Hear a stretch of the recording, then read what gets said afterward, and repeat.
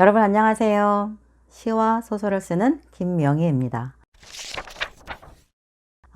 오늘도 제게 힘내라고 좋아요 눌러주시면서 시작할게요. 감사합니다. 김명희 문학TV 소설 나는 이렇게 쓴다. 또 힘차게 가보겠습니다. 5강 3장 장편소설이란 제가 좋아하는 장편소설입니다.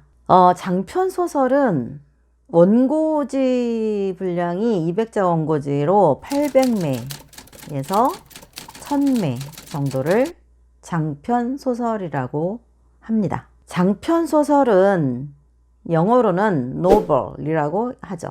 불어로는 roman이라고도 하죠.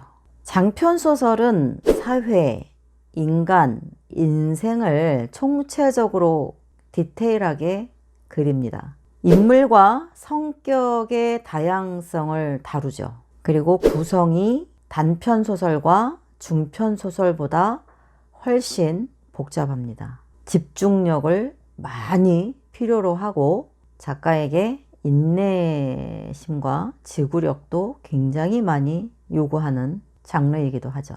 인생과 사회에 대한 깊은 통찰과 체험이 바탕이 되는 것이 장편 소설입니다. 작가의 풍부한 사상이 많을수록 그 작가가 쓰는 장편 소설은 훨씬 다양한 메시지를 줄 수 있죠.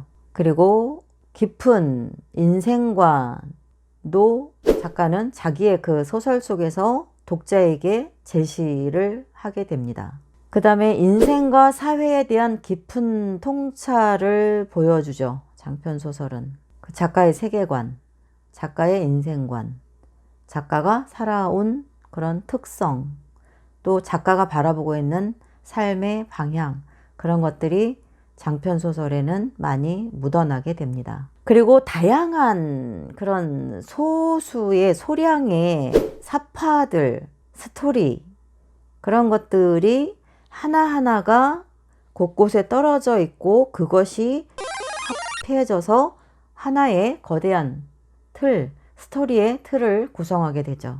세포적인 이야기들이 요소에서 다 발생이 되고 그것이 결국은 더 멀리 가보면 하나의 그런 그 케이스에 담기는, 주제 속에 담기는 그런 패턴을 갖고 있는 거죠.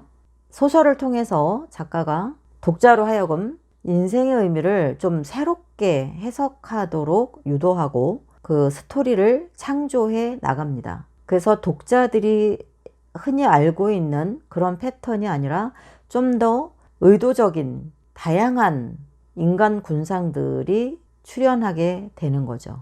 하나의 작가가 목적을 가지고 스토리를 진행해 나가기 때문에 독자는 그 속에서 우리가 알고 있는 낯선 인생이나 이런 인물이 아니라 흔히 봄직하면서도 개성 있는 그런 인물들을 만나게 됩니다. 그 다음에 여러 등장인물들이 서로 관련이 되어서 다양한 사건, 다양한 갈등을 일으키는 것이 장편소설의 특징이기도 하죠. 현대적 기법으로 쓰인 최초의 근대 장편 소설로 무엇을 치냐면, 여러분 국어 수업 때 많이 들었을 거예요.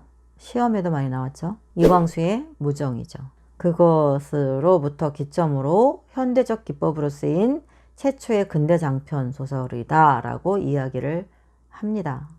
그렇게 문학적 기준을 잡고 있죠. 그 뒤에 무수한 장편이 나오기 시작을 하죠. 그렇게 해서 1930년대 후반에는 홍명희의 임꺽정이 장편소설이 나오게 되고, 이광수의 마의태자가 나오게 되고, 김동인의 운현궁의 봄이라는 작품도 나오게 되고, 현진건의 무영탑도 1930년대 장편소설 속에서 진행되는 하나의 작품들인 거죠. 이 밖에도 이제 그 이후로 연결되는 것이 신문의 상록수도 장편소설이고, 그리고 광복 이후로 오면 황순원의 카인의 후예, 안수길의 북간도, 그 다음에 최인훈의 광장 등이 나오면서 이제 오늘까지 현대에 이르게 되는 거죠. 장편소설은 이야기의 복잡한 전개가 이루어지기 때문에 인물마다 작가가 굉장히 집중해서 세밀하게 묘사를 해줘야 하는 것이 필수입니다. 그런데 초보 작가들일 경우는 장편소설을 감당을 하기가 어렵죠. 인물도 몇 배가 많고 스토리도 갈등 구조, 복선 또는 다양한 인물의 그 성격이나 개성적인 것들을 묘사해내야 되는, 그러면서 또 안에 중심적인 스토리가, 큰 뼈대의 스토리가 있고 세부적인 세포적인 스토리가 있고, 그것이 한 주제를 향해서 쫙 나가게 되거든요. 그랬을 경우에 그 작가가 의도했던 그런 전략이나 인물 구조나 그 구성이나 위치, 그런 것들에서 다소 얽히면 원했던 그 소정의 주제 목표를 달성해내기가 어렵습니다. 그래서 장편 소설일수록에 그 소설을 집필하기 전에 굉장히 미리 인물 관계라든지 스토리 구성에 대해서 플롯을 아주 탄탄하게 짜야 됩니다. 그렇지 않으면 앞에서 이미 작가가 죽었다고 처리한 인물이 뒤에서 버젓이 또 살아서 돌아다니기도 하는 대참사가 벌어지기도 합니다. 그래서 여러분이 소설을 쓸 때는 호흡이 짧은 단편 소설부터 중편, 장편 이렇게 차근차근 이동해 나가는 것이 좋겠죠. 자, 그러면 여기서 잠깐 여러분이 질문이 있을 수 있어요. 지난번에 중편 소설이 원고 200에서 300매 안팎이다 그랬고, 오늘은 장편 소설이 원고 800에서 1000매 정도를 이야기한다 그랬죠. 그러면 그 중간에 낀 원고도 있지 않을까요? 원고 매수 400, 500매, 600매 이런 건 어떻게 할까요? 이 부분을 경장편이라고 말을 하는 겁니다. 경장편 소설. 중편보다는 길고 장편보다는 짧은 소설을 경장편이라고 하는데, 대개가 경장편 소설은 크게 쓰일 곳이 없어요. 여러분이 이건 꼭 아셔야 돼요. 근데 여러분이 쓰다 보면 그렇게 400~500매 분량, 600매 분량에 어설프게 마치는 경우가 옵니다. 장편까지 갈 수 있는, 밀어낼 수 있는 호흡력은 안 되고, 중편보다는 좀 더 뭔가 담을 수 있는 능력이 됐는데 중간쯤에 멈출 때가 있어요. 그것이 경장편인데, 대개가 경장편은 공모전이나 어떤 곳에서 선호하지를 않아요. 애매한 분량이기 때문에 그래요. 단행본으로 내기에는 분량이 다소 적죠. 그렇다고 중편도 아니죠. 단편도 아니죠. 애매합니다. 그럴 경우는 저는 여러분께 이렇게 권하고 싶어요. 뭐냐? 시간을 갖고 그 소설을 좀 더 디테일하게 인물이나 사건을 세부적으로 묘사를 하면서 분량을 더 늘려주시는 거예요. 그 중간중간에는 이미 다 이야기를 했는데 더 이상 할 수 있는 이야기가 없어서 거기서 끝난 건데요. 그럴 수 있는데, 여러분이 제 이야기를 듣고 나중에 한번 해보세요. 직접. 그 중간중간에 인물의 동선이라든가 어떤 계절에 대해서 이야기를 좀 더 디테일하게 세부 묘사를 해나가면 원고 1, 200매는 금방 늘어납니다. 그렇게 해서 경장편일 경우는 여러분이 가능하면 원고 800매까지는 늘리셔서, 그래야 장편소설 공모전은 적지 않거든요. 그리고 그 작품이 언제든 기회가 될 때 단행본으로 여러분이 책을 낼 수 있으려면 장편소설 정도로 좀 손을 봐두는 것이 좋습니다. 경장편은 여러분이 작품을 써도 크게 쓰일 곳이 없어요. 장편을 만들어 놓는 것이 좋습니다. 그럴 때 원고 늘리는 거를 어느 부분에서 주로 늘린다? 인물의 세부 묘사, 동선의 묘사, 또는 계절적 감각적인 것에 이야기를 좀 더 부풀려 놓는 거죠. 예를 들어서 눈이 내렸다로 끝났다면 눈이 내리고 세상이 어떻고 인물의 그때 당시 눈을 바라보는,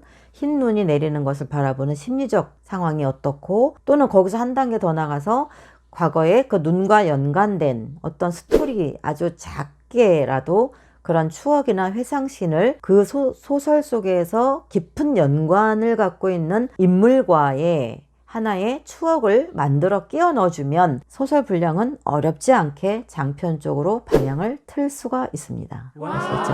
이런 것을 여러분이 어디서 듣기 어려울 거예요. 앞으로 소설 창작 강의 틈새마다 주옥 같은 여러분에게 정말 필요한 뼈와 살이 되는 작가의 삶에 뼈와 살이 되는 그런 소스가 많을 것을 제가 미리 말씀을 드립니다. 그래서 경장편은 가능하면 장편 쪽으로 손을 봐서 살려놓는다. 이거 참고하시고, 장편 소설은 굉장히 창작 전에 많은 인내와 전략과 준비를 요구한다는 거. 또 하나는 여러분이 주의하실 게 있어요. 뭐냐면 어떤 단편이나 중편 소설, 장편 소설 다 포함되지만 특히 장편이나 대하장편 소설 같은 경우에는 여러분이 그 안에서 다루는, 예를 들어서 인물의 직업이라든가 어떤 전문화된 분야를 이야기할 때는 그 분야에 대해서 여러분이 정말 많은 자료를 조사해 보시는 것이 좋습니다. 그것을 소홀히 하고 이야기를 대충 만들어가면 되겠지 생각하고 접근했다가는 큰 낭패를 보게 됩니다. 왜냐하면 옛날같이 컴퓨터가 대중화되지 않은 그때 당시 아날로그 시대라면 상황이 다르죠. 왜냐? 그때 같은 경우는 작가라는 직업이 하나의 고학력자들의 향유물이었기 때문에 그것을 읽는 독자들은 대개 평균 학력이 낮았어요. 낮았거나 그 작가가 스토리에서 다루는 그런 어떤 전문화적인 거나 지식적인 면을 검증하기가 굉장히 쉽지 않았고, 검증하려면 유사한 전공 그 책을 사서 대조한다거나 그렇게 해야만 알아낼 수 있었죠. 그러나 지금은 독자들이 손가락 몇 번만 두드리면 여러분이 다루고 있는 그 소설 스토리 속에 쓰여진 전문 지식들을 다 확인해 볼 수가 있습니다. 그렇게 되기 때문에 여러분이 얕은 지식으로 게으른 마음을 갖고 소설을 썼다가는 정말 망신을 당할 수가 있습니다. 엄청나게 망신을 당할 수가 있어요. 그만큼 좋게 보면 소설 쓰기가 좋은 시대이고 나쁘게 보면 소설 쓰기가 굉장히 예민한 시대인 거죠.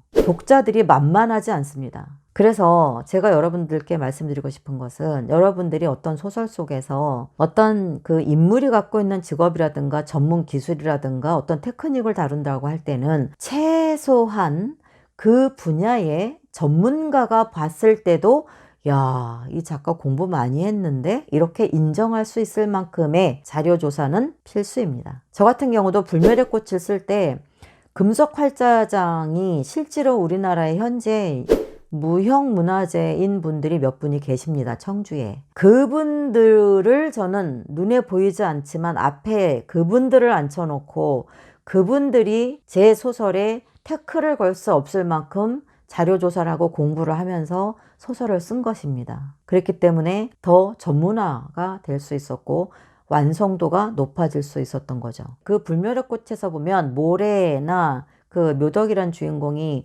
전국 팔도를 다니면서 도자기, 도토, 흙성분을 찾아내는 과정이 있는데 그것을 제가 재현시키기 위해서 광물학에 대한 일부 공부도 제가 했습니다. 그만큼 시인이나 소설가의 길을 가시려는 여러분은 게으르면 안 됩니다. 그리고 내가 쓰는 한 문장, 한 단어가 누가 내게 질문을 하더라도 나는 거기에 능히 대답할 수 있는 전문 지식을 다 꿰뚫고 소설을 또는 시를 써야 한다는 것을 반드시 기억하시기 바랍니다. 특히 소설은 더합니다. 디테일에서 신뢰가 떨어지는 일은 없도록 준비를 철저히 하시기를 바랄게요. 아시겠죠? 그렇게 되는 것이 그 노동의 과정이 힘들지만 결코 아무 의미 없는 시간은 아닙니다. 작가가 똑똑해질 수밖에 없는 이유가 여기에 있는 거예요.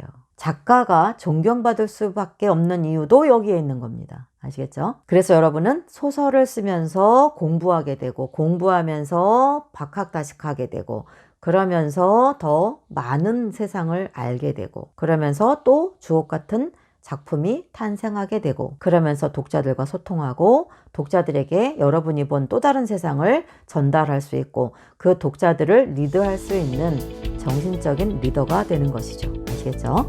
다음에 만나요. 안녕.